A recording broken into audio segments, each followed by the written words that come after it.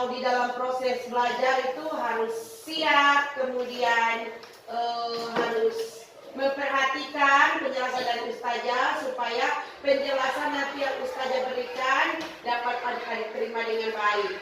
Karena sedikit lagi ustazah akan memberikan tugas, entah itu tugas lisan ataupun tertulis ya. Perhatikan ya adik-adik. Nah, materi kita pada hari ini mengenai keberagaman, sedangkan tujuan pembelajaran hari ini peserta didik mengidentifikasi berbagai keberagaman suku bangsa, sosial, budaya di Indonesia yang terdekat persatuan dan kesatuan.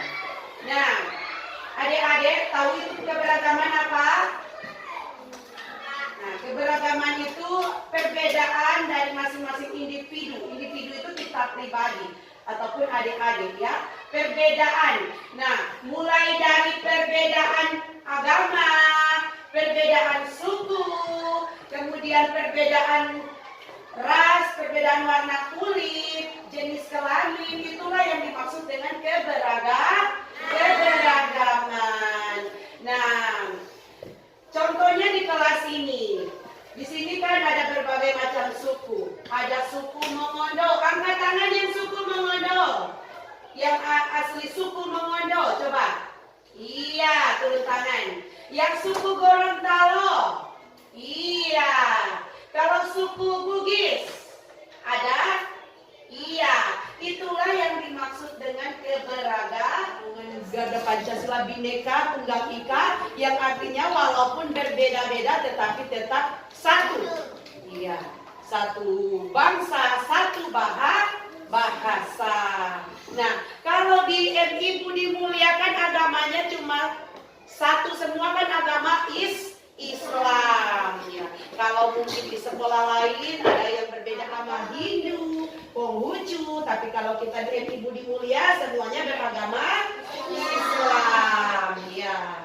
Kalau kita walaupun kita berbeda ya, tetapi kita harus saling menghargai, saling menghormati, saling menyayangi ya. Walaupun nantinya kita berada di tempat yang mungkin banyak perbedaan, tapi kita harus selalu menjaga ya adik-adik. Nah, kalau di Budi Mulia ini tuh orang Islam. Kalau di ajaran agama Islam bagaimana? Kita semua bersaudara lagi kan? Iya, harus saling menyayangi karena Rasulullah itu mengajarkan semua DP umat itu harus saling menyayangi ya kan? Kemudian yang menghormati ya sesama kita yang ada di dunia ini harus saling menyayangi ya, seperti itu. Nah, kita bola Amondo, kita berada di daerah bola Amondo ini. Nah, budaya-budaya yang ada di bola Amondo itu bagaimana? Nah, di sini kan misalnya ada tradisi-tradisinya, kemudian ada tarian adatnya, kemudian ada mungkin makanan tradisional, ya makanan tradisional, kemudian ada pakaian adat bola Amondo, memiliki adat dan budaya dari masing-masing daerah, ya. Nah, kalau kita orang di bola Amondo, biasanya kalau ustazah mau perkenalkan misalnya contohnya, kalau misalnya untuk tarian, ada tahu nggak tarian adat bola Amondo itu apa-apa? Coba, tari apa? Tari kabela, apalagi? Kalau dinding badinding itu daerah apa? Padang. Iya. Kemudian tarian apa lagi? Yang adik-adik tahu yang di bola Amondo. Tarian apa yang ada di bola Amondo? Ya, ada berbagai macam, ada dana-dana, nah itu juga. Kemudian kalau pakaian adat bola Amondo apa? Sama orang Amondo. Baju bodoh. Kalau baju bodoh itu Bugis. Digunakan di saat apa? Momen-momen apa? Coba ustazah mau tanya. Pernikahan, ya kan? Ataupun kita sedang mengadakan acara-acara penting, ataupun sedang dalam menari. Biasanya kan memakai pakaian adat kan? Atau misalnya ada acara untuk penyambutan tamu, ya kan? Biasanya digunakan pakaian adat. Nah, Nah, di daerah lain itu punya berbagai jenis bahasa daerah. Nah, kalau orang Mongondo bahasanya apa? Bahasa Mongondo. Nah, kalau orang-orang Mongondo berbahasa Mongondo. Nah, Ustazah mau jelaskan dulu.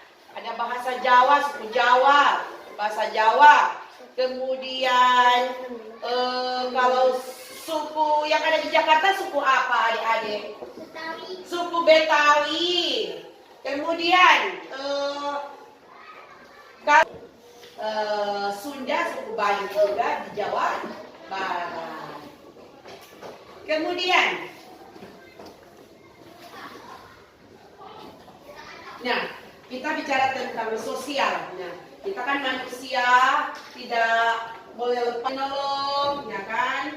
Kemudian saling menghargai, saling menghormati, menyayangi. Karena sebentar kalau misalnya kita butuh bantuan dari orang lain ataupun orang lain juga seperti itu, karena kita tidak boleh lepas dari mungkin saudara ataupun kerabat ataupun keluarga, ya. Jadi kita harus saling bersosial, saling akrab, saling dekat.